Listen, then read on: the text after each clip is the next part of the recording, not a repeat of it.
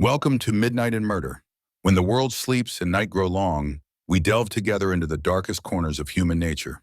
Good night. Story 1: The Great Train Robbery. The morning mist clung to the Buckinghamshire countryside like a shroud, obscuring the railway tracks that cut through the rolling hills near Cheddington. It was August 8th, 1963, and the Royal Mail train from Glasgow to London was making its scheduled journey through the quiet English landscape, carrying what would prove to be the most tempting cargo in British criminal history. Detective Inspector Jack Morrison had been tracking unusual activity for weeks. Reports of strangers asking questions about train schedules, men in overalls surveying railway signals, and suspicious purchases of military surplus equipment had crossed his desk with increasing frequency.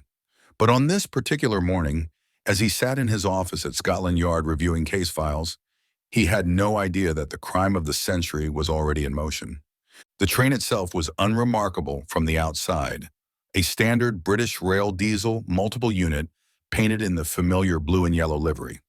But the high-value package coach, positioned second from the engine, contained something extraordinary. £2.6 million in used banknotes being transported from Scottish banks to London for destruction. In 1963, this represented an almost unimaginable fortune, equivalent to roughly £50 million in modern currency. Gordon Goody had spent months planning every detail. A professional thief with a reputation for meticulous preparation, he had assembled a crew of 15 men, each chosen for specific skills. There was Buster Edwards, the club owner with connections throughout London's underworld; Charlie Wilson, who could crack any safe; and Roy James, whose driving skills were legendary among the criminal fraternity. The mastermind behind the operation, however, remained a mystery even to some of the participants, a shadowy figure known only as the Ulsterman. The plan was audacious in its simplicity. They would stop the train by tampering with the railway signals at Sears Crossing, rob the mail coaches, and escape to a remote farmhouse where they would lay low until the heat died down. What could go wrong? As the train approached the fateful signal at 3:03 a.m., driver Jack Mills noticed the amber caution light in the distance. Following standard procedure, he began to slow the train. The signal system had been expertly tampered with, the green light covered with a glove, a 6-volt battery rigged to power the amber warning. It was a masterpiece of criminal engineering that would have impressed any railway signalman. The train ground to a halt just past Bradgo Bridge, exactly where the robbers had planned. Within moments, figures emerged from the darkness like phantoms. They moved with military precision, having rehearsed every step countless times at their hideout. The engine was quickly separated from the rest of the train, and the driver and firemen were overpowered with shocking efficiency. But this was where the plan began to unravel. The backup engine driver they had recruited proved unable to operate the unfamiliar locomotive. In a moment of panic and frustration, one of the robbers struck driver Jack Mills with an iron bar, leaving him bloodied and dazed. This single act of violence would transform what might have been remembered as a daring heist into something far more sinister. Meanwhile, in the high-value package coach, postal workers found themselves facing a wall of masked men wielding pickaxe handles and koshes. The scene was surreal. Grown men in balaclavas and overalls, speaking in hushed Cockney accents, efficiently transferring 120 mail sacks containing a fortune in cash. The entire robbery took just 15 minutes, but those 15 minutes would echo through British criminal history for decades to come. Detective Inspector Morrison received the call at 4:17 a.m. The voice on the other end was clipped, professional, but Morrison could detect the underlying excitement. "Sir, we've got something unprecedented. The Glasgow mail train has been robbed. Initial estimates suggest millions of pounds stolen." Morrison was a veteran of 23 years with the Metropolitan Police. He had worked fraud cases, murder investigations, and organized crime. But nothing had prepared him for the scale of what he was about to encounter. As he drove through the pre-dawn darkness toward Buckinghamshire, his mind raced through the implications. A robbery of this magnitude required serious planning, inside information, and connections that reached deep into both the criminal underworld and legitimate society. The crime scene at Bradgo Bridge was controlled chaos. Railway officials, postal inspectors, local constabulary, and forensic specialists swarmed over the abandoned train. The locomotive sat at an odd angle, having been moved several hundred yards from the rest of the coaches. Mail sacks were scattered across the railway embankment, their contents spilled like confetti across the morning grass. Morrison's experienced eye immediately noticed several crucial details. The precision of the signal tampering suggested technical knowledge. The military-style organization indicated leadership with serious planning capabilities. Most importantly, the robbers had left behind a treasure trove of forensic evidence. Fingerprints on the locomotive controls, footprints in the soft earth, and even discarded gloves that might yield DNA evidence. But the most significant clue was yet to be discovered. 26 miles away, nestled in the Buckinghamshire countryside, sat Leatherslade Farm, a remote property that had been purchased 6 weeks earlier by men using false names. For the next several days, it would serve as the robbers' hideout, and ultimately, it would become their downfall. The farm had been chosen perfectly for the gang's needs. Isolated, accessible by back roads, and far from prying neighbors, it seemed like the ideal place to divide the spoils and plan their next moves. The money was stacked in the farmhouse kitchen like cordwood, bundle after bundle of used banknotes that represented financial freedom beyond their wildest dreams.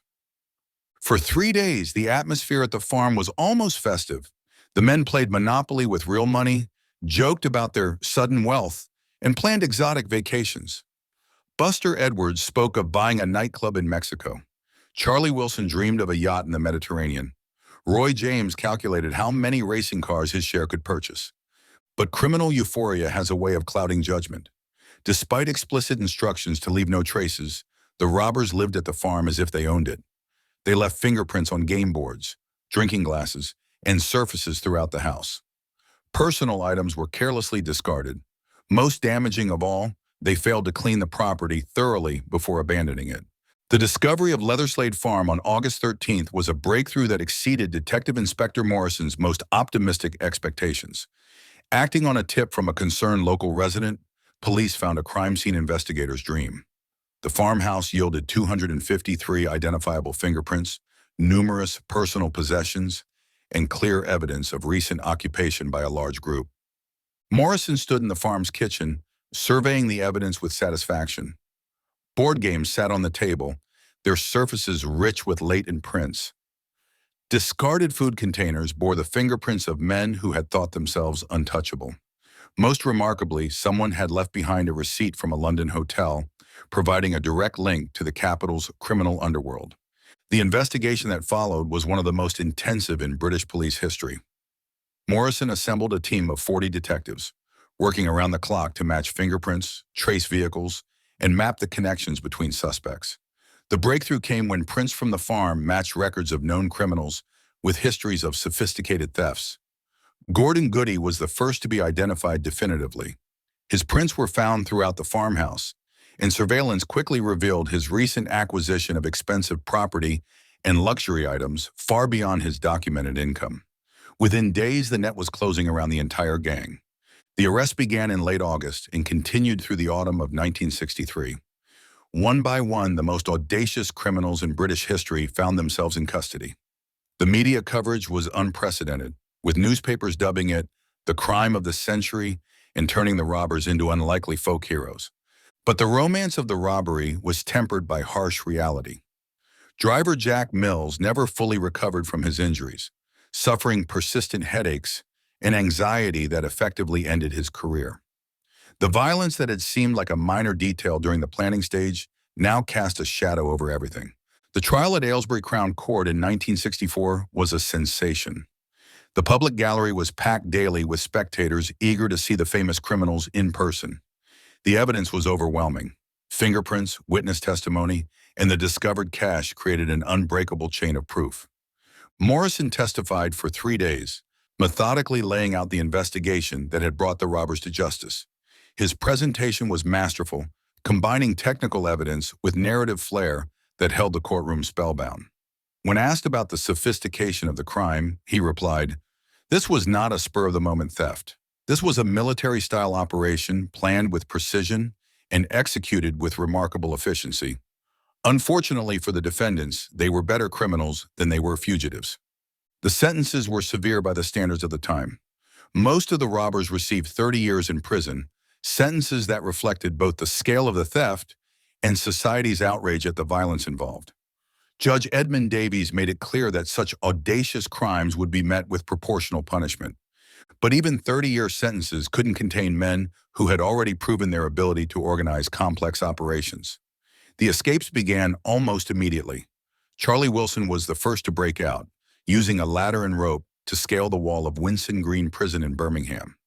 His freedom lasted 4 years before he was recaptured in Canada, having established a new identity as a successful businessman. Roy James attempted a more dramatic escape, using knotted bed sheets to descend from his cell window at Parkhurst Prison. His bid for freedom lasted only 4 days, but during that time he managed to evade a massive manhunt that involved hundreds of police officers and even Royal Air Force helicopters. The most famous escape, however, belonged to Ronald Biggs. His breakout from Wandsworth Prison in 1965 was the stuff of criminal legend. Using a furniture van, a 40-foot rope ladder, and split-second timing, Biggs and 3 other prisoners scaled the prison wall in broad daylight. The escape was so audacious that it seemed almost choreographed for maximum dramatic effect. Detective Inspector Morrison found himself pursuing ghosts. Each escape represented not just a failure of the prison system, but a personal challenge. These men had outsmarted him once during the robbery, and now they were doing it again from behind bars. The cat-and-mouse game would continue for decades. Biggs' flight took him first to Paris, then to Australia, and finally to Brazil, where he would remain a fugitive for 36 years. His story became the stuff of tabloid headlines and television documentaries. From his beachside home in Rio de Janeiro, he taunted British authorities with interviews and public appearances, always staying just out of reach of extradition treaties. The search for the escaped robbers consumed enormous resources. Morrison, promoted to Detective Chief Inspector partly on the strength of his work on the train robbery case, found himself coordinating international manhunts. The criminals had become celebrities, their faces as recognizable as movie stars. Meanwhile, the remaining gang members struggled with prison life. Beaster Edwards served 9 years before being released, returning to London to find a world that had moved on without him. The swinging 60s had given way to the economic troubles of the 70s, and his share of the robbery money had long since been recovered or spent on legal fees. Gordon Goody, the meticulous planner who had conceived the robbery, found prison particularly difficult. A man accustomed to control and precision, he chafed under the arbitrary rules and institutional routine. His letters from prison, later published in a controversial memoir, revealed a complex personality struggling with the consequences of his choices. The cultural impact of the Great Train Robbery extended far beyond the criminal justice system. The robbers became folk heroes to many, symbols of working-class men who had outwitted the establishment and struck it rich. Songs were written about them, films were made, and their exploits became part of British popular culture. This romanticization troubled Morrison deeply. In his view, these were not Robin Hood figures stealing from the rich to give to the poor. They were professional criminals who had used violence and intimidation to steal money that belonged to ordinary people. The driver they had injured was himself a working man, trying to support his family through honest labor. The investigation had revealed uncomfortable truths about British society in the 1960s. The robbery required inside information about train schedules, security procedures, and the transportation of high-value packages. Someone with legitimate access to this information had betrayed their trust, though that person was never definitively identified. Years passed, and the story of the Great Train Robbery evolved with each retelling. What had begun as a straightforward case of armed robbery became a complex narrative about class, celebrity, and the changing nature of crime in modern Britain. The robbers aged in prison or exile, their daring youth giving way to the mundane realities of middle age. Morrison retired from the Metropolitan Police in 1978, his career defined by a single case that had lasted 15 years. In his farewell speech, he reflected on the lessons learned from chasing the train robbers across 2 decades.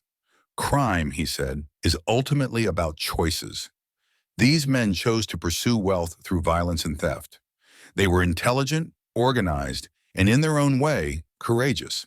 But they chose the wrong path, and in the end, That choice defined their lives more than any amount of money ever could. The money itself told its own story. Of the £2.6 million stolen, only a fraction was ever recovered. Some had been spent on legal fees, some had been hidden and never found, and some had simply vanished into the complex network of criminal finance that operated in the shadows of legitimate banking. The missing money became another part of the robbery's mythology, inspiring treasure hunters and conspiracy theorists for generations. Ronald Biggs remained in Brazil, aging gracefully in the tropical sun, while British authorities continued their patient pursuit. His periodic interviews with British journalists became ritual affairs, theatrical performances where he played the role of the unrepentant outlaw while hinting at regrets he would never fully articulate. In 1981, a remarkable development occurred. Biggs voluntarily returned to British custody, not through capture but through negotiation. Age, illness, and homesickness had finally accomplished what decades of international manhunts could not. His surrender marked the end of one of the longest criminal pursuits in British history. The final arrest came not with dramatic raids or international intrigue, but with a simple phone call. Biggs contacted British authorities through his lawyer, expressing his desire to return home. The man who had once been the most wanted fugitive in Britain walked quietly onto a plane at Rio de Janeiro airport, accompanied by British officials who had been chasing him for 36 years. Morrison, now in retirement, watched the news coverage with mixed emotions. The young criminal who had outsmarted him in 1963 was now an elderly man, frail and clearly suffering from the effects of age and exile. There was no satisfaction in seeing a broken old man return to prison. Only a sense of completion, a story finally reaching its inevitable conclusion. The great train robbery officially ended not with the last arrest, but with the last death. Gordon Goody died in 2016 at the age of 86, the final member of the original gang to pass away. His death marked the end of an era, closing the book on one of the most audacious crimes in British history. But the story lived on in other forms. Museums displayed artifacts from the robbery, television documentaries retold the tale for new generations, and historians debated its significance in the broader context of post-war British society. The robbery had become more than a crime. It was a cultural touchstone, a moment when ordinary men had briefly touched the extraordinary. Morrison's own story concluded in 1995 when he died peacefully at the age of 82. His obituary in the Times focused primarily on the train robbery case, describing him as the detective who refused to give up. His persistence had defined not only his career, but the entire narrative of the robbery itself. The farmhouse at Leatherslade became a tourist attraction, though it was eventually demolished to prevent it from becoming a shrine to criminal activity. The railway bridge where the robbery occurred still carries trains between Scotland and London, unmarked by any memorial to the events of August 8, 1963. In the end, the Great Train Robbery represented something uniquely British, a crime that was simultaneously shocking and admirable, brutal and clever, tragic and comic. It captured the spirit of a nation in transition, caught between the old certainties of the post-war period and the social revolution of the 1960s. The robbers themselves remained complex figures to the end. They were neither the folk heroes their admirers claimed, nor the simple villains their critics suggested. They were men who made extraordinary choices that led to extraordinary consequences, and in doing so, they created a story that would outlive them all. Detective Inspector Morrison, in his final interview before retirement, perhaps summarized it best. They were brilliant criminals and terrible fugitives. They planned the perfect crime and then spent the rest of their lives paying for it. In the end, they got exactly what they deserved. Not the money, but the fame. And fame, as they discovered, can be its own kind of prison. The legacy of the Great Train Robbery continues to evolve. New books are published, new documentaries are produced, and new theories are proposed about unsolved aspects of the case. The crime has become part of British folklore, as much a part of the national story as any historical event. But perhaps the most important legacy is the lesson it teaches about the nature of crime and punishment in modern society. The robbers achieved their goal of becoming rich and famous, but they paid a price that few of them had fully considered during those heady days of planning. Freedom, family, and peace of mind proved to be more valuable than any amount of stolen money. The trains still run from Glasgow to London, carrying mail and passengers through the same countryside where 15 men once attempted to change their lives forever. The signals work properly now, the security is better, and the chances of such a robbery being repeated are virtually non-existent. Yet something about the Great Train Robbery continues to capture the imagination. Perhaps it's the audacity of the plan, the romance of the heist, or simply the human drama of ordinary men attempting extraordinary things.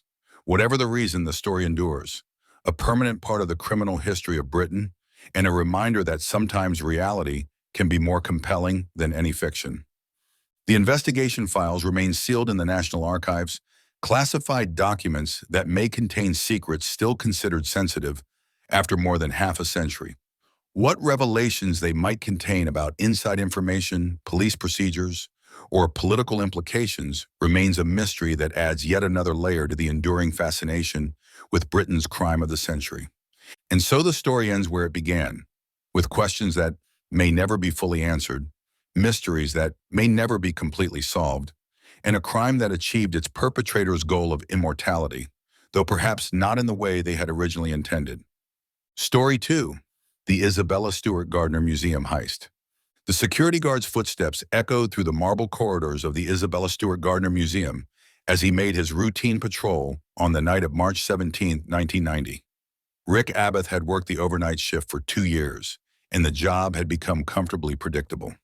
The museum's grand rooms, filled with priceless paintings and sculptures, were bathed in the soft glow of security lighting, creating an atmosphere both serene and otherworldly. At 1:24 a.m., the intercom buzzer at the Palace Road entrance interrupted the silence. Through the security monitor, Abbott could see 2 figures in Boston police uniforms standing at the door. They appeared agitated, gesturing urgently toward the building. One officer held what looked like a radio, while the other kept glancing over his shoulder as if expecting trouble. Detective Lieutenant Maria Santos had been investigating art theft for 12 years, but she had never encountered anything like the call that came in at 8:47 a.m. on March 18th. The voice on the other end belonged to Anne Hawley, the museum's director, and her words were barely controlled. "They've taken everything. Rembrandt, Vermeer, Degas, 13 pieces worth over $300 million. Santos knew the Isabella Stewart Gardner Museum well. She had visited it countless times, both professionally and personally, drawn by its unique atmosphere and extraordinary collection. Built to resemble a 15th century Venetian palace, the museum was the realized dream of Isabella Stewart Gardner, a 19th century Boston socialite who had assembled one of America's most important private art collections. The building itself was as much a work of art as anything it contained. Gardner had personally supervised every detail of its construction, from the placement of ancient Roman mosaics in the courtyard to the arrangement of paintings in the galleries. When she died in 1924, her will contained a peculiar stipulation. Nothing in the museum could ever be moved, sold, or significantly altered. If these conditions were violated, the entire collection would be sold and the proceeds donated to Harvard University. This unusual requirement meant that empty frames now hung on the walls where stolen masterpieces had once resided, creating a haunting memorial to the greatest art theft in American history. The void left by Vermeer's The Concert was particularly striking. A perfect rectangle of faded wallpaper surrounded by the ornate gold frame that had once enclosed one of only 34 known works by the Dutch master.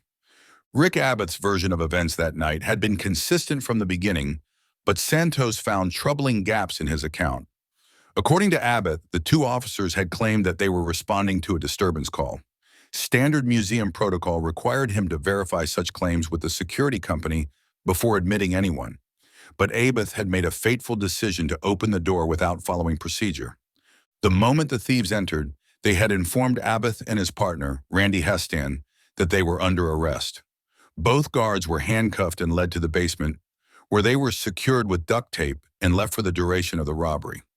The thieves had somehow disabled the museum's motion detection system, allowing them to move freely through the galleries for 81 minutes without triggering additional alarms.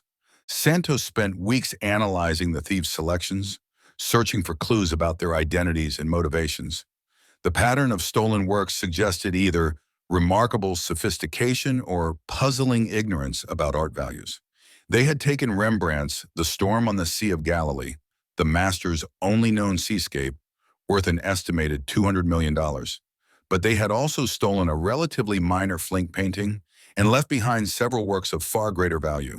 Most puzzling was their treatment of Rembrandt's A Lady and Gentleman in Black.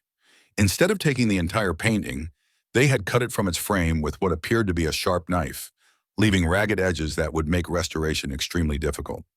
This suggested either time pressure or unfamiliarity with proper art handling techniques.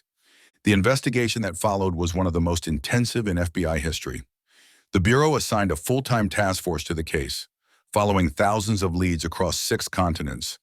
The stolen works were too famous to sell through conventional art market channels, leading investigators to focus on private collectors willing to acquire masterpieces they could never display publicly. One theory centered on the possibility of the theft being commissioned by a wealthy collector obsessed with owning unique treasures. Such individuals, sometimes called art addicts by law enforcement, were known to exist in the shadowy world of high-end collecting. They would pay enormous sums for works they could only enjoy in private, creating secret galleries in their homes where stolen masterpieces hung alongside legitimate acquisitions. Another line of investigation focused on organized crime connections. Boston in 1990 was still reeling from decades of conflict between rival criminal organizations, and several informants suggested the heist might have been carried out by associates of the Patriarca crime family. The thieves' apparent familiarity with police procedures, combined with the sophistication of their planning, suggested professional criminal experience. Santos interviewed dozens of art dealers, auction house experts, and private collectors, searching for any indication that the stolen works might be circulating in underground markets. The art world, normally secretive about transactions involving questionable provenance, became even more closed after the Gardner theft. Legitimate dealers feared being associated with the stolen masterpieces, while illegitimate ones went further underground. The security tape from that night revealed tantalizing but ultimately inconclusive evidence. The thieves appeared to be white males of average height and build, wearing realistic police uniforms complete with badges and equipment. Their movements suggested familiarity with the museum's layout, though this knowledge could have been acquired through careful reconnaissance during normal visiting hours. Most intriguingly, the thieves had spent an unusual amount of time in the Blue Room, where they stole 5 Degas drawings and Manet's Chez Tortoni. Security footage showed them examining other works in the room, but ultimately leaving them behind. This selectivity suggested they were working from a predetermined list, though the logic behind their choices remained opaque to experts. The investigation expanded internationally as reports surfaced of the stolen works being offered for sale in various locations. A Sotheby's expert in London reported being approached by someone claiming to represent a collector willing to sell the concert for $20 million. Similar reports came from dealers in New York, Los Angeles, and even Tokyo, though none of these leads ultimately proved credible. Years passed without significant progress. The FBI increased the reward to $10 million, making it the largest reward in the Bureau's history. The museum itself offered an additional $5 million, bringing the total bounty to $15 million for information leading to the recovery of the stolen works in good condition. Santos retired from the Boston Police in 2003, but she continued to work the Gardner case as a private consultant. The investigation had defined her career, and she found it impossible to completely abandon the pursuit. Her home office became an unofficial command center for the case, with walls covered in photographs of the stolen works, timelines of the investigation, and maps showing reported sightings around the world. In 2013, a breakthrough seemed imminent when FBI agents announced that they had identified the thieves and knew the general location where the stolen works had been taken after the heist. Press conferences were held, hope was renewed, and the art world waited expectantly for news of recovery. But months passed without arrests or recovered paintings, and the investigation once again seemed to stall. The announcement had been based largely on testimony from Robert Gentile, a Connecticut mobster with alleged connections to the theft. Gentile claimed knowledge of the stolen works' whereabouts, but refused to cooperate fully with investigators. His story changed repeatedly during interrogations, and searches of his property failed to yield any concrete evidence. Meanwhile, the empty frames at the Gardner Museum became pilgrimage sites for art lovers from around the world. Visitors would stand before the vacant spaces where masterpieces once hung, imagining the lost works and contemplating the mystery of their disappearance. The museum's policy of leaving the frames in place, honoring Isabella Gardner's will, created a powerful memorial to the theft. The psychological impact on the museum staff was profound. Many employees who had worked there during the theft described feeling violated and helpless. The institution that had been their sanctuary, filled with beauty and culture, had been transformed into a crime scene. Some found it difficult to return to work, while others threw themselves into their duties with renewed dedication, determined not to let the thieves destroy what Isabella Gardner had created. Anne Hawley, the museum director, became the public face of the recovery effort. Her passionate pleas for the return of the stolen works, delivered at press conferences and art world gatherings, kept the case in the public eye.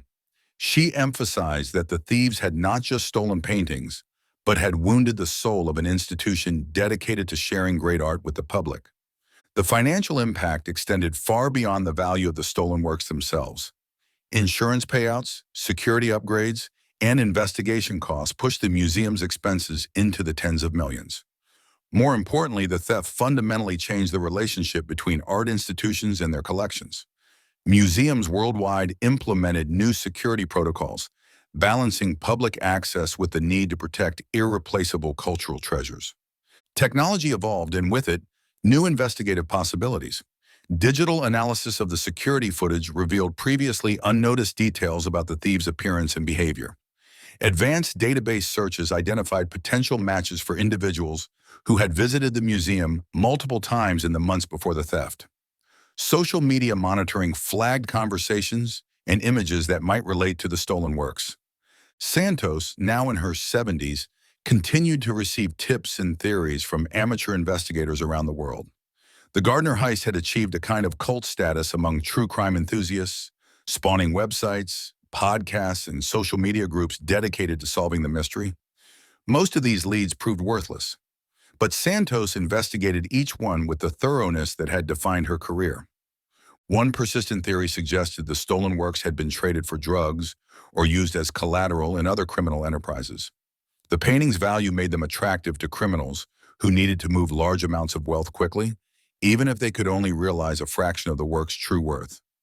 This possibility was particularly troubling because it suggested that masterpieces might have been damaged or destroyed in the course of subsequent criminal activities. Another line of speculation focused on the possibility that the theft had been an inside job. The thieves' knowledge of the museum's security procedures and their ability to disable the motion detection system suggested access to information not readily available to outsiders. This theory led to uncomfortable scrutiny of museum employees, trustees, and contractors who had worked at the Gardner in the months before the theft. Rick Abbott, the security guard who had admitted the thieves, found himself under lifelong suspicion despite never being formally charged. His decision to open the door without following protocol haunted him for decades. In interviews, he consistently maintained his innocence while acknowledging that his mistake had made the theft possible. The burden of being associated with America's greatest art theft shaped the rest of his life. The stolen works themselves took on an almost mythical quality as the years passed.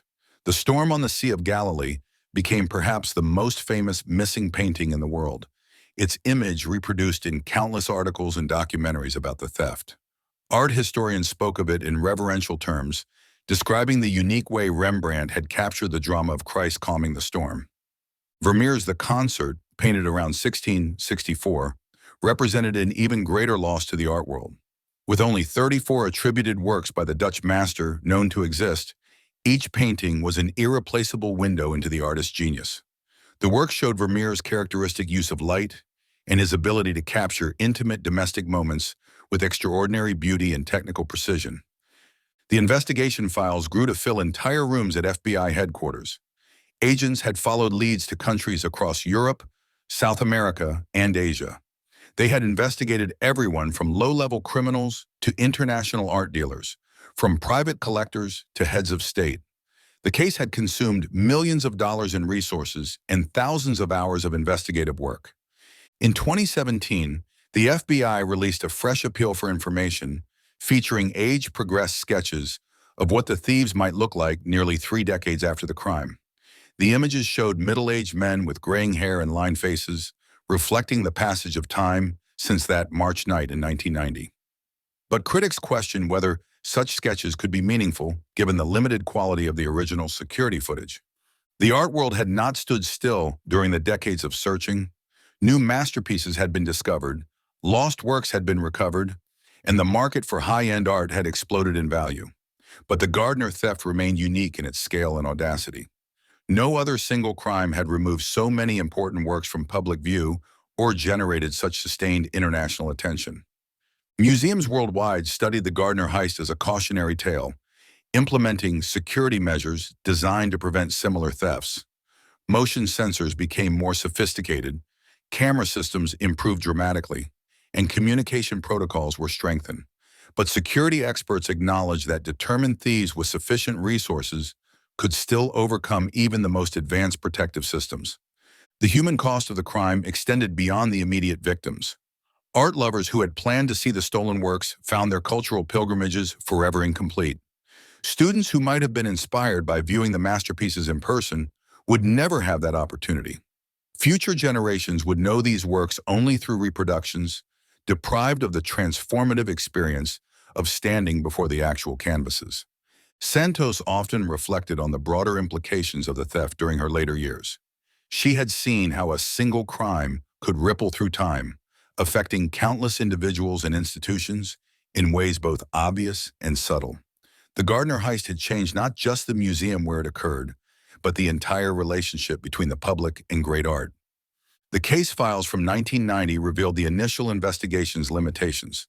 Forensic technology of the era could not extract the kind of detailed evidence that would be available to modern investigators. DNA analysis was in its infancy, digital records were minimal, and international communication systems were primitive by current standards. Today's investigators had access to tools and databases that Santos could only have dreamed of during the original investigation. Yet for all the technological advances, the fundamental challenge remained unchanged: finding individuals who had successfully hidden their identities and their crimes for more than 3 decades. The thieves had not just stolen paintings, they had stolen time itself, using each passing year to put more distance between themselves and their crime. The $15 million reward represented more money than most people would see in several lifetimes, yet it had not produced the crucial information needed to solve the case. This suggested either that the individuals with knowledge of the theft were beyond the reach of financial incentives, or that fear of retribution outweighed the attraction of the reward. In her final interview before her death in 2019, Santos expressed both frustration and hope about the Gardner case. 30 years seems like a long time, she said, but art theft cases have been solved after even longer periods. These paintings are too famous to remain hidden forever. Someone, somewhere, knows where they are, and someday, someone will talk. The Isabella Stewart Gardner Museum continued to evolve in the decades following the theft. New galleries were added, the collection expanded in areas not affected by Isabella Gardner's restrictions, and visitor numbers actually increased as people came to see the site of America's most famous art theft. The museum's educational programs grew to serve hundreds of thousands of students annually, fulfilling Gardner's vision of sharing great art with the public. But the empty frames remained, 13 silent witnesses to a crime that had shocked the art world and captivated public imagination. They served as daily reminders of what had been lost and continued to be lost with each passing day. Every sunrise that illuminated those vacant spaces was another day that the masterpieces remained in darkness, hidden from the world that had created and cherished them. The theoretical value of the stolen works continued to climb as the art market reached unprecedented heights. Conservative estimates now place the collection's worth at over $800 million, making it by far the most valuable unsolved theft in history. But monetary calculations miss the point entirely. These were not commodities, but irreplaceable cultural treasures that belong to all humanity.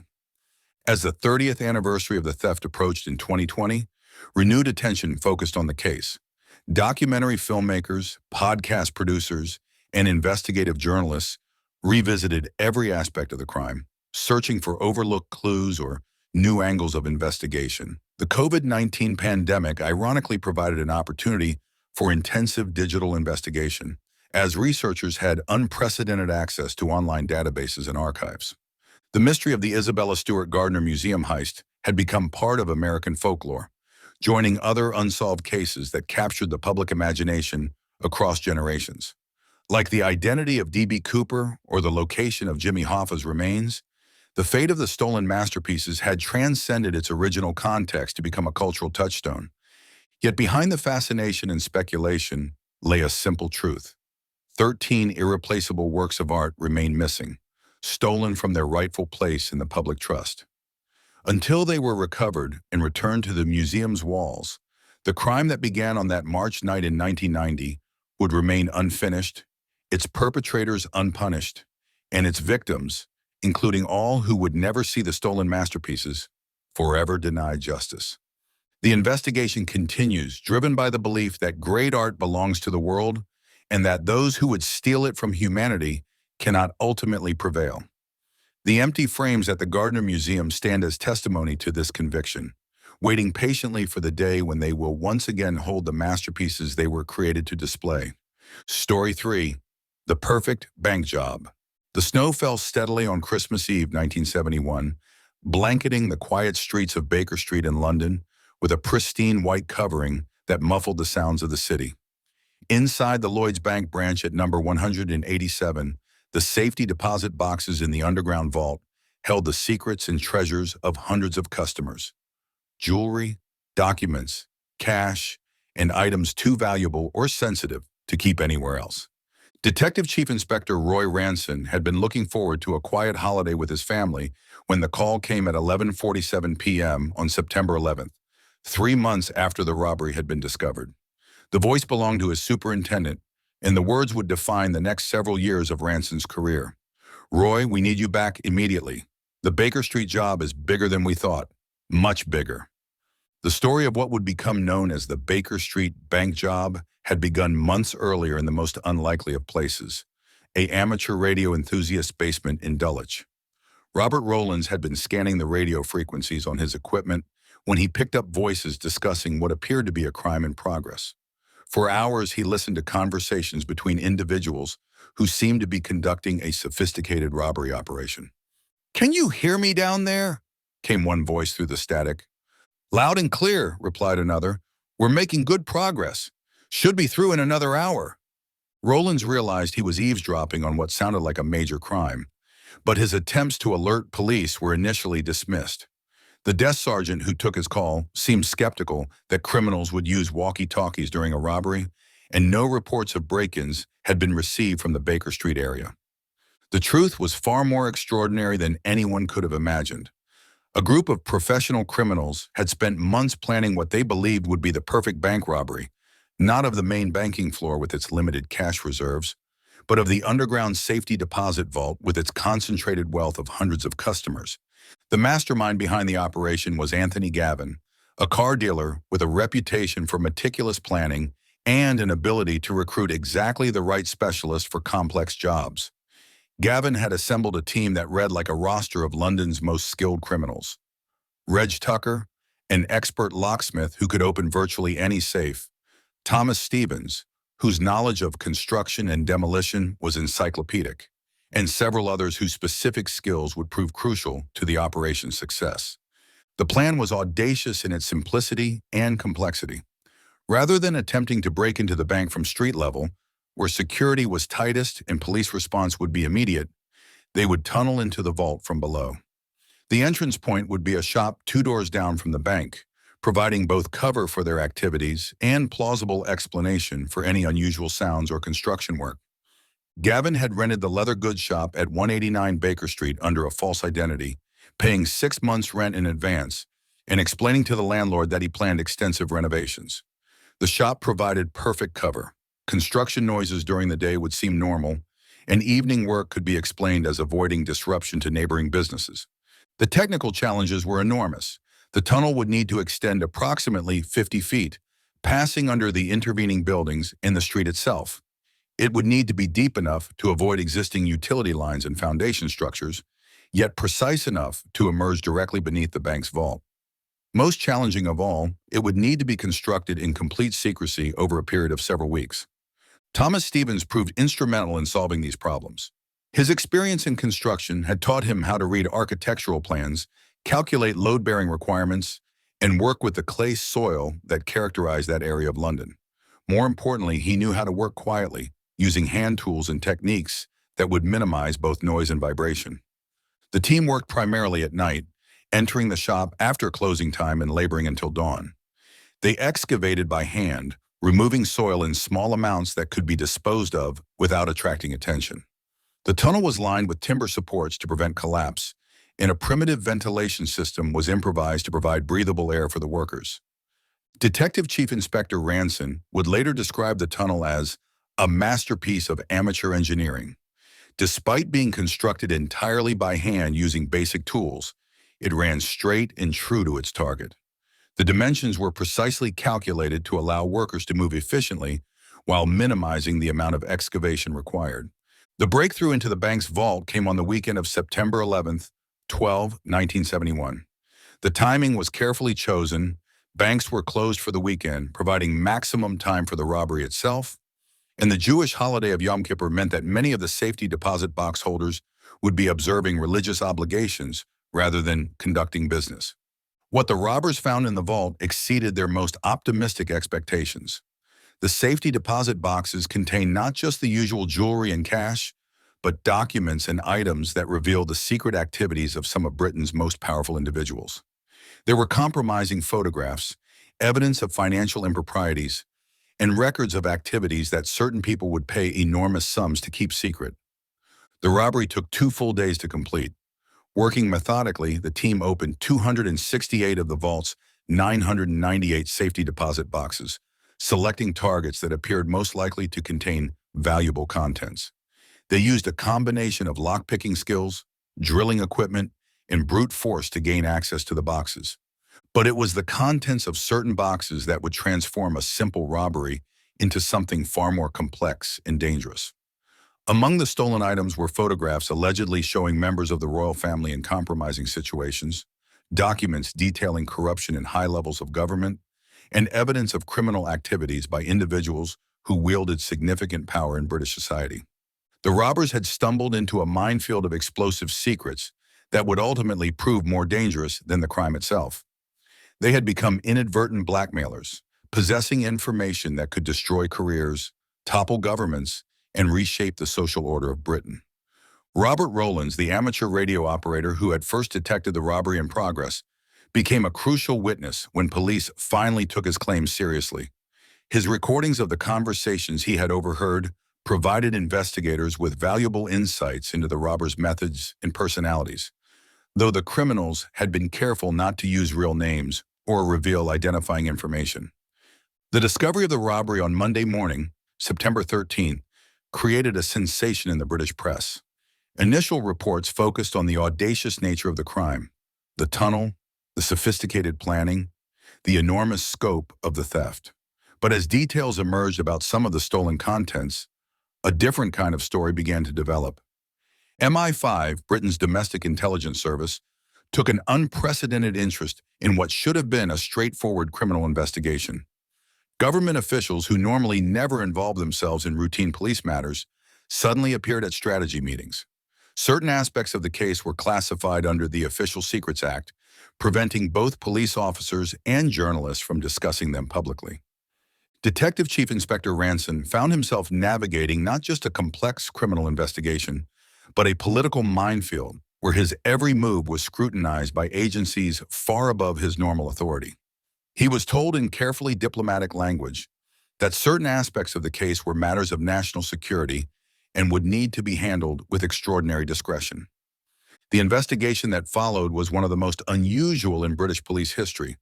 While pursuing the robbers themselves with standard investigative techniques, Ranson simultaneously found himself managing a delicate situation involving some of Britain's most powerful individuals. Phone calls came from government offices, private secretaries, and law firms representing clients who preferred to remain anonymous. The press coverage was equally extraordinary. While newspapers reported extensively on the technical aspects of the robbery and the police investigation, Certain details were conspicuously absent from their coverage. It was as if an invisible line had been drawn around specific aspects of the story, creating a peculiar form of self-censorship that puzzled readers and frustrated journalists. The breakthrough in the case came through painstaking police work rather than dramatic revelations. Fingerprints recovered from the tunnel and the vault were matched to known criminals in police databases. Surveillance of suspected associates led to the identification of additional gang members. Financial records revealed unusual cash deposits and expensive purchases that suggested sudden wealth. Anthony Gavin was the first to be arrested, taken into custody at his home in Dulwich on October 2, 1971. The search of his property revealed maps of the Baker Street area, architectural plans of the bank building, and equipment consistent with the tunneling operation. More importantly, it yielded a notebook containing what appeared to be an inventory of items taken from specific safety deposit boxes. The arrest continued throughout October as police closed in on the remaining gang members. Reg Tucker was apprehended while attempting to flee to Spain, found with a suitcase containing jewelry and cash that were quickly identified as proceeds from the robbery. Thomas Stevens surrendered voluntarily through his solicitor, apparently convinced that cooperation might result in a more lenient sentence. But even as the criminal case progressed, the political dimensions of the story continued to evolve. Certain stolen items were quietly returned to their owners through channels that bypassed normal police procedures. Government officials held private meetings with victims whose losses involved more than simple monetary value. Deals were struck, arrangements were made, and secrets were preserved. The trial, when it finally began in January 1973, was a study in legal discretion. While the basic facts of the robbery were presented in detail, extensive portions of the proceedings were held in camera, with the public and press excluded from sensitive testimony. The judge made it clear that certain aspects of the case involved matters that could not be discussed in open court. Ranson testified for 3 days, describing the investigation in careful detail while avoiding any mention of the political complications that had surrounded the case. His testimony painted a picture of professional police work leading to the successful identification and arrest of the perpetrators, without any hint of the government interference that had actually characterized much of the investigation. The sentences, when they were finally handed down, reflected both the seriousness of the crime and the court's awareness of its unique circumstances. Anthony Gavin received 12 years in prison, while his associates received terms ranging from 8 to 10 years. But rumors persisted that certain gang members had received consideration in exchange for their cooperation in returning sensitive materials. The stolen money and jewelry were valued at approximately £3 million, but investigators suspected that items worth far more in blackmail value had also been taken. The exact contents of the safety deposit boxes were never fully disclosed, leading to decades of speculation about what secrets had been revealed and subsequently suppressed. Robert Rowlands, the amateur radio operator whose vigilance had first brought the crime to light, found himself both celebrated and ostracized. While praised in some quarters for his civic responsibility, he was also viewed with suspicion by those whose secrets might have been exposed. His life was subtly but significantly affected by his connection to the case. The Baker Street bank job entered British folklore as an example of both criminal audacity and establishment cover-up. The story combined elements that appealed to public fascination: a brilliant heist, bumbling officials, and hints of scandal in high places. But the full truth remained tantalizingly out of reach, protected by official secrecy and legal restrictions. Years passed, and key participants began to tell their stories. Former gang members, speaking anonymously or after completing their sentences, provided additional details about the planning and execution of the robbery. Their accounts confirmed the sophistication of the operation while adding human details that had been absent from official reports. Anthony Gavin, released from prison in 1978, maintained a careful silence about the more controversial aspects of the case. In rare interviews, he acknowledged his role in the robbery while declining to discuss what he called other matters related to the stolen contents. His reticence suggested both legal constraints and personal safety concerns. Detective Chief Inspector Ranson, who retired from the Metropolitan Police in 1985, later described the Baker Street case as the most challenging and frustrating of his career. The criminal investigation had been successful, but the broader implications of the case had never been satisfactorily resolved. In his view, Justice had been partially served, but important questions remained unanswered. The tunnel itself became the subject of intense study by both law enforcement and academic researchers interested in criminal methodology. Engineering professors analyzed its construction techniques, while security experts studied its implications for vault protection systems. The consensus was that it represented a remarkable achievement in amateur excavation and planning. The bank itself implemented extensive security upgrades in the aftermath of the robbery, but the fundamental vulnerability that the criminals had exploited, the assumption that underground approaches were impractical, required rethinking throughout the financial industry. Banks worldwide began to consider threats that had previously seemed purely theoretical. The political ramifications of the Baker Street bank job continued to resonate for decades. Historians studying the period identified it as a turning point in public awareness of corruption and scandal in British society. While the specific secrets involved were never revealed, the case contributed to a growing skepticism about official denials and establishment claims of propriety. In 2008, the release of previously classified government documents shed new light on the case, confirming that MI5 had indeed taken an active interest in the investigation and that certain aspects had been considered matters of national security. But even these revelations left many questions unanswered, maintaining the mystery that had surrounded the case for nearly 4 decades. The Baker Street bank job represented something uniquely British, a crime that was simultaneously a thrilling heist story and a lesson in the exercise of establishment power. It demonstrated how a simple robbery could become entangled with the deepest secrets of society, and how those secrets could ultimately prove more valuable than any amount of stolen money. The empty vault at 187 Baker Street was eventually restored and returned to service, but it never quite recovered its reputation for impregnable security. The tunnel entrance was sealed, but its memory lingered as a reminder that even the most secure locations could be vulnerable to sufficiently determined and creative criminals. The human cost of the crime extended beyond the immediate victims and perpetrators. Innocent individuals whose private papers had been stolen found their lives disrupted by the loss of important documents. Others lived in fear that sensitive information might someday surface, despite assurances that it had been recovered or destroyed. The case files, portions of which remain classified to this day, contain secrets that may never be fully revealed. The intersection of crime and politics that characterized the Baker Street bank job created a complex legacy that continues to influence how similar cases are investigated and prosecuted. In the end, the Baker Street bank job achieved a kind of immortality that its perpetrators had never intended. They had planned a simple robbery and inadvertently created a political scandal, a security revolution, and a mystery that would fascinate the public for generations. Their tunnel had led not just to a bank vault, but into the hidden corridors of power where Britain's real secrets lay buried. The perfect bank job had been too perfect, revealing truths that some preferred to keep hidden and raising questions that some preferred never to ask. In achieving their goal of the ultimate heist, the Baker Street robbers had accomplished something far more significant. They had tunneled into the heart of the establishment itself, and what they found there proved more explosive than anything they had ever imagined. Story 4. The Antwerp Diamond Heist. The morning sun cast long shadows across the diamond district of Antwerp as merchants began another day of trading in the world's most concentrated marketplace for precious stones. Within a few square blocks, billions of dollars worth of diamonds changed hands daily, making the area one of the most lucrative and heavily secured commercial districts on Earth. At the heart of this glittering empire stood the Antwerp Diamond Center, a fortress-like building that housed the most sophisticated security systems money could buy.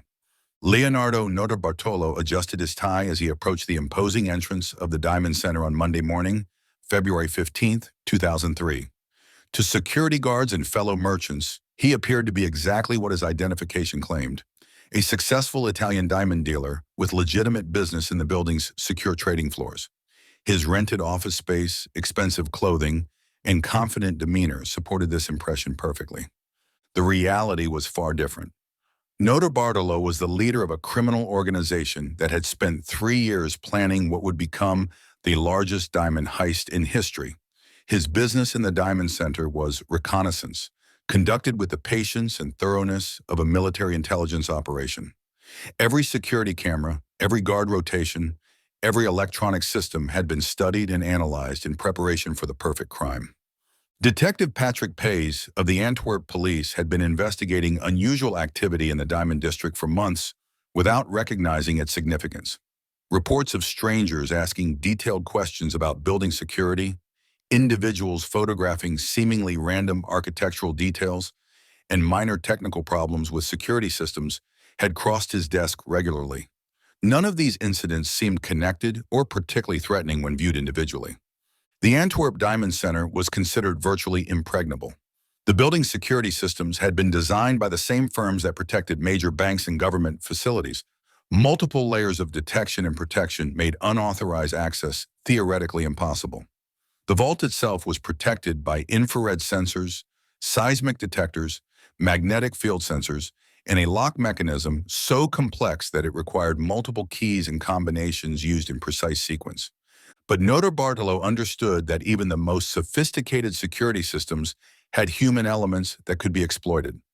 Guards became complacent with routine, maintenance personnel required access to sensitive areas, and business operations created predictable patterns that could be studied and eventually compromised. His 3-year presence in the building had allowed him to identify these vulnerabilities with remarkable precision. The team Notarbartolo assembled represented decades of specialized criminal experience. Pietro Tavano, known as Speedy, was an expert in alarm systems and electronic surveillance. His ability to bypass sophisticated security devices had made him legendary in criminal circles throughout Europe. Elio Donorio specialized in locks and safes, combining old-school craftsmanship with modern technical knowledge.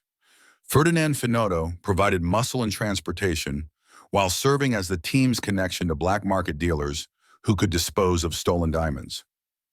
The planning for the heist was extraordinarily detailed, involving architectural blueprints, security systems specifications, and timing studies that would have impressed professional security consultants. The team had identified a specific weekend when circumstances would be optimal for their operation. Building maintenance would provide cover for unusual activities, reduced staffing would minimize the chance of discovery, and Jewish religious observances would keep many diamond dealers away from their offices. The Diamond Center's vault was located 2 floors below ground level, accessible only through a series of secured checkpoints that seemed to make unauthorized entry impossible. But Notarbartolo had discovered that maintenance work on the building's climate control systems required temporary modifications to some security protocols. This brief window of vulnerability would provide the opportunity his team needed. On the evening of February 15, 2003, the team entered the Diamond Center using Notarbartolo's legitimate access credentials. To security cameras and monitoring systems, their presence appeared entirely normal. A diamond dealer working late with several associates, a common occurrence in a building where international business often required unusual hours. The first challenge was bypassing the building's motion detection systems without triggering alarms. Pietro Tavano had studied these systems for months, identifying frequencies and patterns that could be exploited. Using equipment that looked like routine maintenance tools, he systematically disabled sensors along their planned route to the vault level. The elevator system presented another obstacle, as access to basement levels required special authorization codes that changed regularly. But Notarbartolo's 3-year presence in the building had allowed him to observe security procedures closely enough to predict these codes with reasonable accuracy. His calculation proved correct, and the elevator descended smoothly to the vault level. The vault door itself was a masterpiece of security engineering, weighing several tons and protected by multiple locking mechanisms that seemed impossible to defeat. But the team had identified a vulnerability in the door's design that could be exploited with the right combination of technical knowledge and physical tools. Elio Donorio's expertise with mechanical systems proved crucial as he began the delicate process of compromising the lock mechanisms. Working through the night, the team methodically defeated each layer of security protecting the vault. Infrared sensors were blocked with carefully positioned mirrors that redirected beams without breaking circuit continuity. Seismic detectors were neutralized using foam padding that absorbed vibrations from their work. Magnetic field sensors were confused by precisely placed electromagnetic devices that created false readings. The vault door finally opened at 3:47 a.m. on February 16th, revealing safety deposit boxes that contained the accumulated wealth of Antwerp's diamond trading community. Conservative estimates would later place the total value of available contents at over $100 million, making it one of the richest targets in criminal history. But the team's selection process revealed the true sophistication of their operation. Rather than attempting to open every box or taking everything available, they focused on specific targets that had been identified during months of reconnaissance. Notarbartolo's legitimate presence in the building had allowed him to observe which dealers conducted the most valuable transactions and which safety deposit boxes were most likely to contain premium stones. The selection process took nearly 4 hours as the team carefully evaluated diamonds and jewelry to identify items with the highest value-to-weight ratios. Raw diamonds were prioritized over finished jewelry as they were more difficult to trace and easier to transport. Certification documents were ignored as they would only complicate disposal of stolen goods. As dawn approached, the team began the complex process of concealing evidence of their crime. Empty safety deposit boxes were carefully arranged to avoid obvious signs of theft. Security systems were restored to their original configurations. The vault door was closed and locked, with timing mechanisms reset to their normal parameters.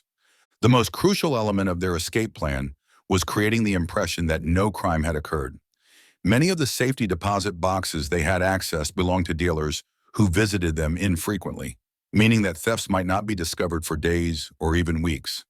This delay would provide valuable time for the stolen diamonds to be moved through black market channels before law enforcement became aware of the crime. Notarbartolo and his team left the Diamond Center at 5:52 a.m., appearing to security systems as a legitimate diamond dealer, concluding an unusually long but not unprecedented work session. Their vehicles departed through different routes, with the stolen diamonds distributed among multiple packages that were immediately transported to safe locations throughout Europe. The discovery of the theft began gradually over the following days, as individual dealers accessed their safety deposit boxes and found them empty or missing valuable contents. Initial reports were met with skepticism from both police and insurance companies, as the Diamond Center's reputation for security made such a large-scale theft seem impossible.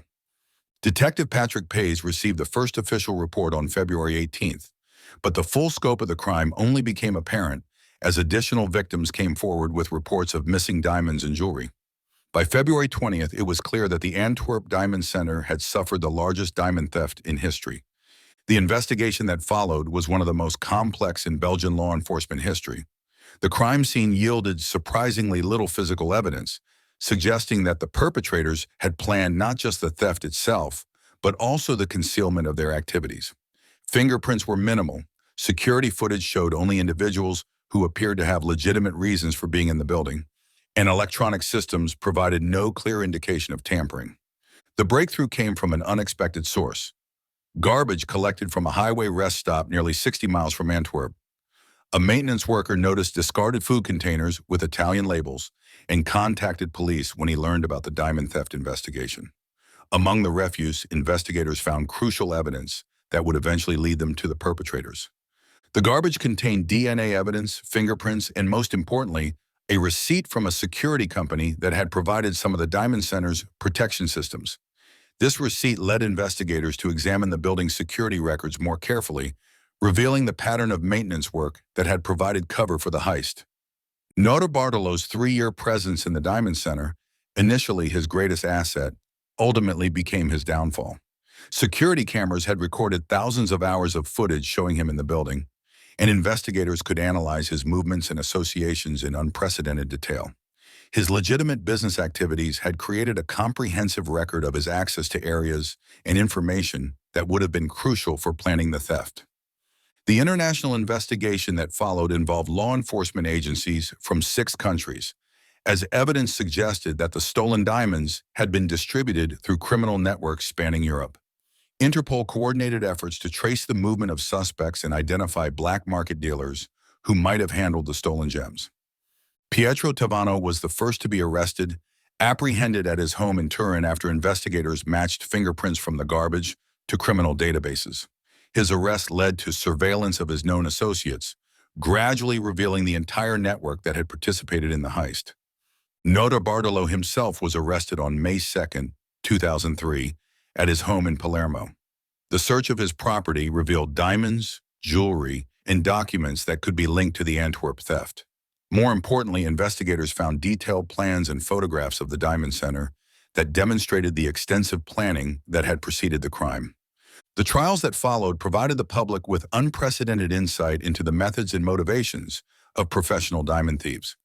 Testimony revealed the sophisticated techniques used to defeat modern security systems and the international networks that made disposal of stolen gems possible.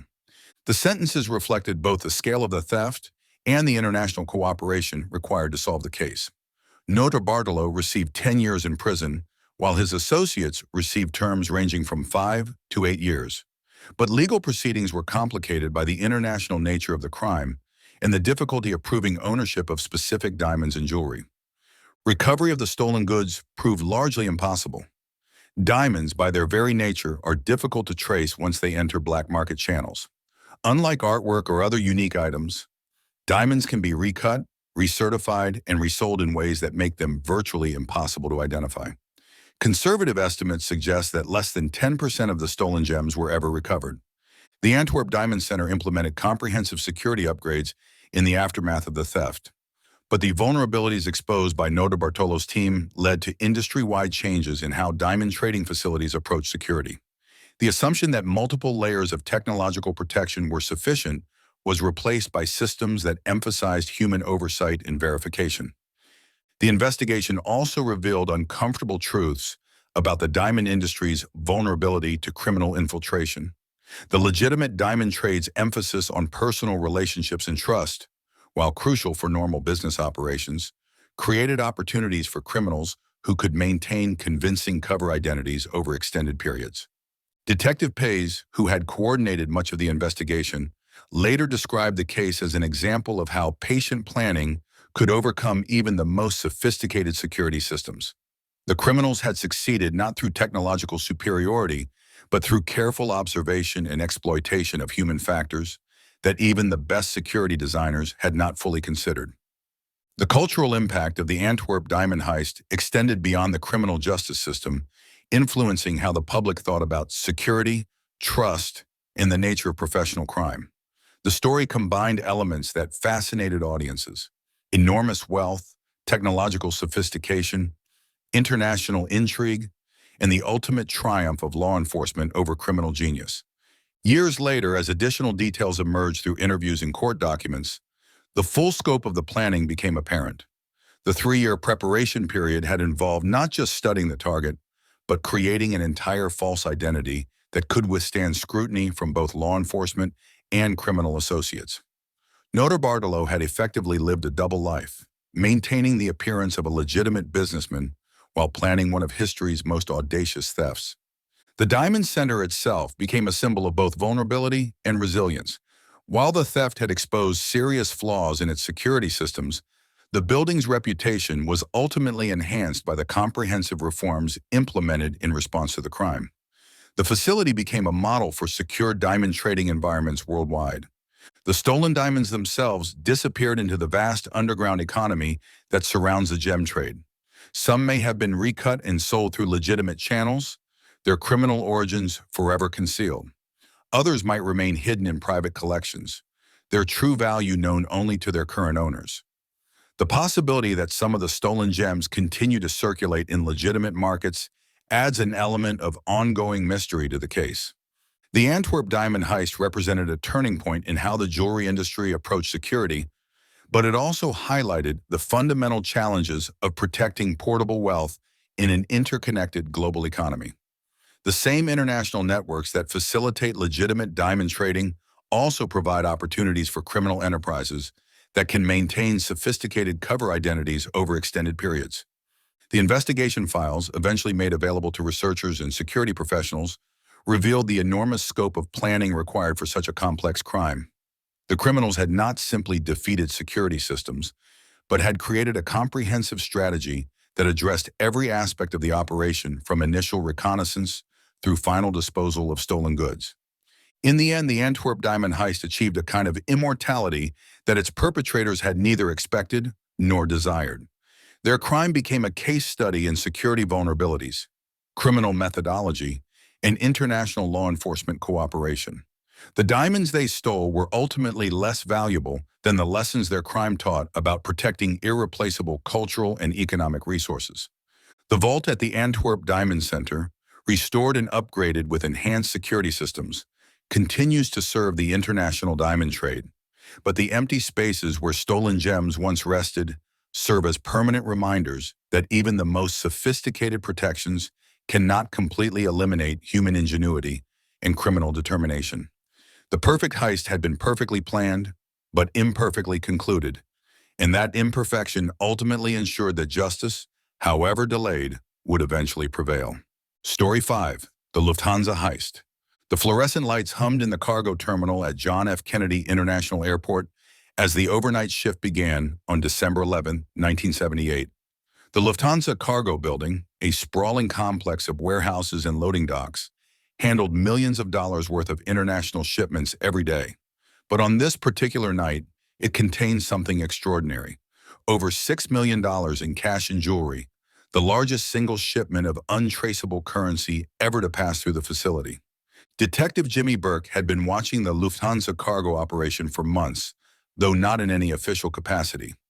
Burke was a career criminal whose legitimate job as a Teamsters union official provided perfect cover for more lucrative illegal activities. His connections throughout Kennedy Airport had made him aware of unusual shipments, security procedures, and the movements of large amounts of cash. The money in the Lufthansa vault that night represented the accumulated profits of American military personnel stationed in Germany. Soldiers who had purchased luxury items at military exchanges were converting Deutsche Marks to dollars through a complex financial arrangement that concentrated enormous amounts of currency in periodic shipments. The system was designed for efficiency, not security, creating an irresistible target for someone with Burke's knowledge and connections. FBI Special Agent Daniel McDonald had been tracking Burke's activities as part of a broader investigation into organized crime at Kennedy Airport. The airport had become a crucial hub for criminal enterprises ranging from drug smuggling to hijacking, and Burke's name appeared repeatedly in surveillance reports and informant communications. But McDonald had no idea that Burke was planning the largest cash robbery in American history. The planning for the Lufthansa heist had begun 6 months earlier, when Louis Werner, a Lufthansa cargo supervisor, approached Burke with inside information about the regular cash shipments. Werner was deeply in debt to loan sharks and desperate for a way to solve his financial problems. His access to shipping schedules and security procedures made him an invaluable asset for planning the perfect robbery. Burke assembled a crew of professional criminals, each chosen for specific skills required by the complex operation. Tommy DeSimone, whose volatile personality masked considerable talent for violence and intimidation, would handle security guards and ensure compliance during the robbery. James "Jimmy the Gent" Conway would coordinate the logistics and serve as Burke's second-in-command.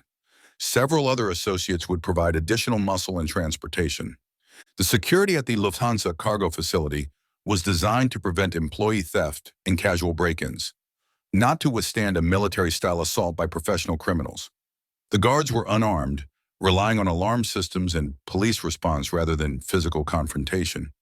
The vault itself was substantial but not impregnable, protected more by its location within a secure facility than by sophisticated locking mechanisms. Burke's plan exploited every weakness in the system. The robbery would take place during the early morning hours when staffing was minimal. The guards would be overwhelmed quickly and secured before they could trigger any alarms.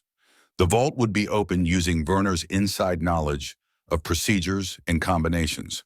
Most importantly, the entire operation would be completed before police could respond to any distress signals. On the night of December 11th, the plan unfolded with precision that would have impressed military planners. At 3:12 a.m., a van pulled up to the employee entrance of the Lufthansa cargo building. 6 masked men emerged, moving with practiced efficiency toward their target. They had studied the facility's layout extensively, and each member of the team knew exactly where to go and what to do. The first guard encountered was Kerry Whalen, a 23-year-old part-time employee working his way through college. He was reading a paperback novel when the robbers burst through the door, and his first thought was that this must be some kind of elaborate practical joke.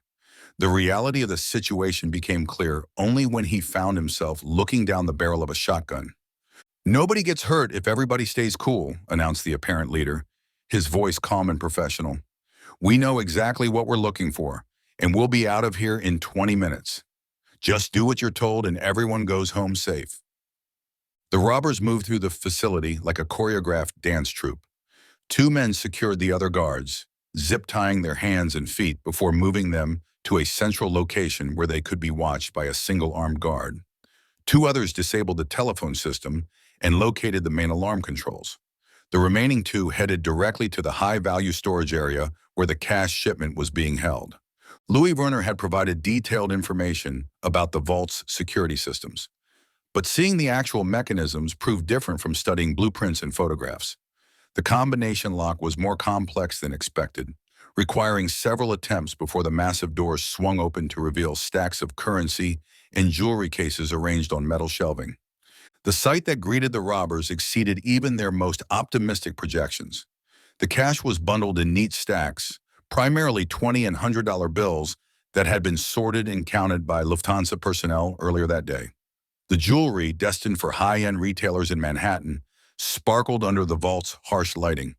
Conservative estimates would later place the total value at $5.8 million in cash and $875,000 in jewelry. Loading the stolen goods took longer than anticipated. The cash was heavier than expected, requiring multiple trips to transfer it from the vault to their waiting vehicle. The jewelry cases were bulky and awkward to handle, slowing the process further. What had been planned as a 20-minute operation stretched to nearly 40 minutes, testing everyone's nerves as the possibility of discovery increased with each passing moment. But the extended timeline also allowed the robbers to be thorough. They took time to check every corner of the vault, ensuring that no valuable items were overlooked. They collected documentation that might provide information about other shipments, and they carefully avoided leaving any evidence that might help investigators identify them later. The guards, meanwhile, were experiencing the longest minutes of their lives. Kerry Whalen would later describe feeling like he was trapped in a movie, watching events unfold with a sense of unreality that made everything seem distant and dreamlike. The professionalism of the robbers was somehow more frightening than violence might have been. These were clearly experienced criminals who knew exactly what they were doing. At 3:57 a.m., the robbers completed their work and prepared to leave. Their final act was to secure the guards more thoroughly, ensuring that it would take considerable time for them to free themselves or summon help. The team leader addressed the guards one final time. Count to 1,000 before you try to get loose. We'll be long gone, but we'll know if you don't follow instructions. The van disappeared into the pre-dawn darkness of Queens, carrying the largest cash robbery in American history toward a safe house in Brooklyn where the spoils would be divided and the next phase of the criminal enterprise would begin. But the robbery itself, perfectly executed as it had been, was only the beginning of a story that would ultimately destroy most of the participants.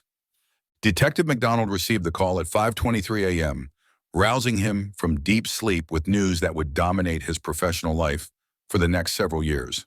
The desk sergeant's words were simple but electrifying. We've got a major robbery at Kennedy, Lufthansa cargo facility. Early reports suggest millions in cash stolen. The crime scene at the cargo facility told the story of meticulous planning and professional execution. The disabled alarm systems, the precisely cut telephone lines, and the methodical approach to securing the guards all pointed to experienced criminals with detailed inside knowledge. Most telling was what had not happened.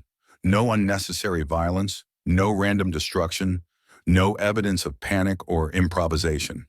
The investigation that followed was one of the largest in FBI history, involving hundreds of agents and generating thousands of pages of reports and evidence files. McDonald found himself coordinating with multiple law enforcement agencies, from local police to international customs officials, as investigators traced every possible connection to the robbery. The breakthrough came not from forensic evidence or surveillance footage, but from the criminal underworld itself. Within days of the robbery, reliable informants were reporting unusual activity among associates of Jimmy Burke. Large cash purchases, expensive gifts, and celebrations at known criminal hangouts suggested that someone in Burke's crew had recently come into significant money. But Burke was a sophisticated criminal who understood the dangers of sudden wealth. He had established strict rules for his crew about spending their shares of the robbery proceeds. No large purchases, no flashy displays of wealth, no behavior that might attract attention from law enforcement or rival criminals. The money was to be laundered gradually through legitimate businesses and invested in ways that would generate long-term income without creating suspicious paper trails. Unfortunately for Burke, several members of his crew proved incapable of following these sensible guidelines. Tommy DeSimone began frequenting expensive restaurants and nightclubs, spending money freely and attracting attention from both criminals and law enforcement. Other participants made similarly conspicuous purchases, creating patterns that experienced investigators could easily recognize. The internal dynamics of the crew also created problems that Burke had not anticipated.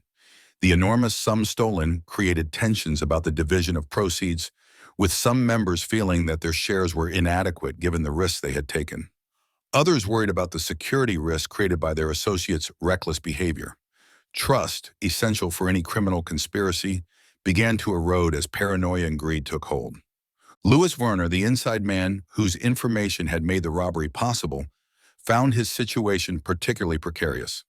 His access to shipping schedules made him valuable for future operations, but his knowledge of the robbery details also made him a liability. Burke began to view Werner not as an asset, but as a potential threat who might cooperate with investigators to save himself.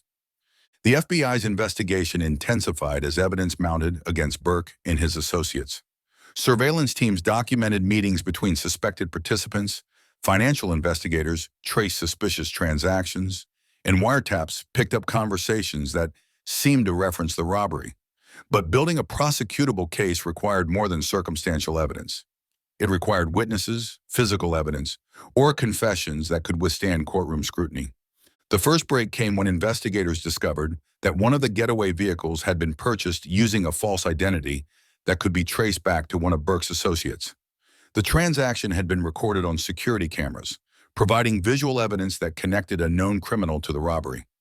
This discovery led to search warrants that yielded additional evidence, including cash that could be forensically linked to the Lufthansa shipment. But as the investigation progressed, a disturbing pattern began to emerge.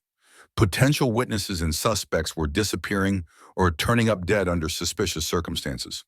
Tommy DeSimone vanished in January 1979, presumably murdered by associates who viewed him as a security risk. Other crew members met similar fates, eliminated by an organization that valued silence above all else. Burke, meanwhile, demonstrated the ruthless pragmatism that had made him successful in organized crime. He systematically eliminated anyone who posed a threat to his security, transforming what had been a property crime into a series of murders that would ultimately attract more law enforcement attention than the original robbery. The investigation expanded to include these homicides, bringing additional resources and expertise to bear on Burke's criminal organization. Murder cases carry different legal implications than robbery cases, with longer statutes of limitations and more severe penalties. More importantly, they motivated law enforcement agencies to pursue the case with increased determination and resources. Henry Hill, a longtime associate of Burke's crew, found himself in an increasingly precarious position as the body count mounted.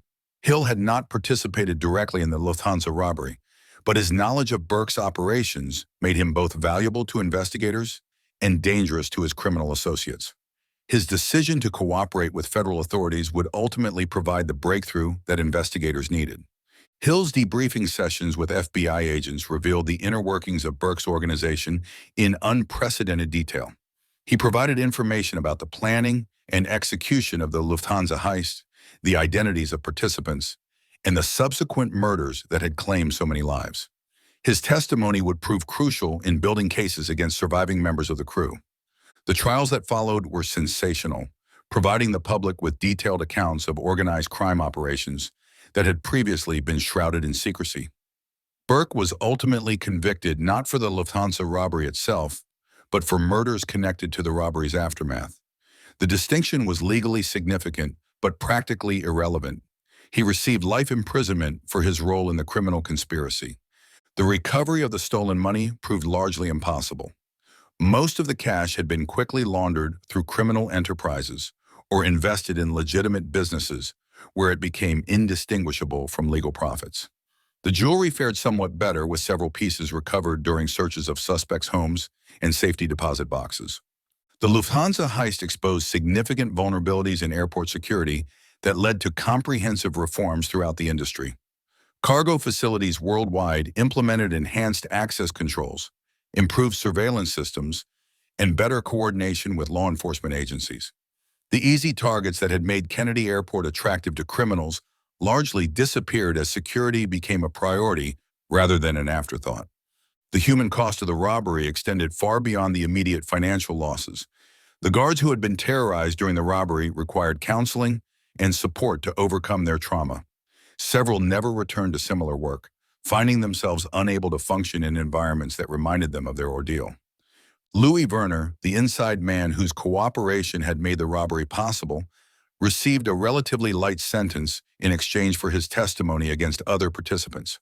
But his betrayal of his employers in association with violent criminals made it impossible for him to return to normal life. He lived under constant fear of retaliation from surviving members of Burke's organization. The broader community of airline and cargo workers found their workplace transformed by the robbery's aftermath. Security procedures that had been minimal became extensive and intrusive.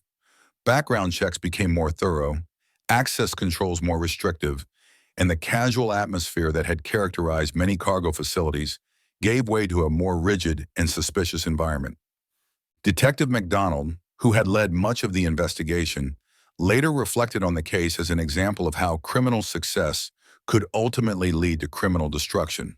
The Lufthansa heist had been perfectly planned and executed, but the wealth it generated had created tensions and temptations that destroyed the organization from within. The case also demonstrated the evolution of organized crime in America. Traditional criminal families were giving way to more fluid associations of professional criminals who came together for specific operations before dispersing to avoid detection. This new model was more efficient for certain types of crimes, but also more vulnerable to internal betrayal and law enforcement infiltration. The Lufthansa heist entered American criminal folklore as an example of both audacious planning and inevitable consequences. The story combined elements that fascinated the public: sophisticated criminals, enormous sums of money, institutional vulnerability, and the ultimate triumph of justice. It became the subject of books, films, and documentaries that explored both the technical aspects of the crime and its broader social implications. Years later, as the participants aged and died, additional details emerged about the robbery and its aftermath. Some revelations came from deathbed confessions, others from family members who had been burdened with secrets they could no longer keep. Each new piece of information added depth to the story while raising new questions about aspects that might never be fully understood. The cargo facility at Kennedy Airport continued to handle valuable shipments, but the Lufthansa robbery had forever changed how such operations were conducted. The casual security that had made the heist possible was replaced by systems designed to prevent any repetition of the crime. The specific vulnerabilities that Burke's crew had exploited were systematically eliminated. The investigation files, eventually declassified and made available to researchers, revealed the enormous scope of the law enforcement response to the robbery. Hundreds of agents had worked thousands of hours, generating a paper trail that filled multiple filing cabinets. The cost of the investigation ultimately exceeded the value of the money stolen, but the precedent it established deterred similar crimes for decades. The Lufthansa heist represented a turning point in American criminal history, marking the end of an era when major crimes could be committed with relative impunity if they were sufficiently well planned. The investigation techniques developed during the case became standard procedures for major criminal investigations, and the interagency cooperation it fostered became a model for future operations. In the end, the greatest irony of the Lufthansa heist was that its very success ensured its participants' destruction. The enormous sums stolen created wealth that could not be hidden, tensions that could not be resolved, and a tension that could not be avoided. The perfect crime had been imperfectly executed in its aftermath, and that imperfection had proven fatal to almost everyone involved. The money itself, scattered through various criminal enterprises and legitimate investments, had largely disappeared into the broader economy. Some had been recovered, some had been spent, and some remained hidden in accounts and properties that might never be discovered. But the true cost of the robbery, measured in lives lost, careers destroyed, and institutions transformed, far exceeded any monetary calculation. The Lufthansa cargo facility stands today as a monument to both criminal audacity and law enforcement determination. The robbery that occurred there lasted less than an hour, but its consequences echoed through decades, changing how America thought about airport security, organized crime, and the price of criminal success. Evan, thank you for joining me in the darkness tonight on Midnight and Murder. Until we meet again when the clock strikes 12, stay curious, stay safe, and remember, the truth is often stranger and more chilling than fiction. Sweet dreams.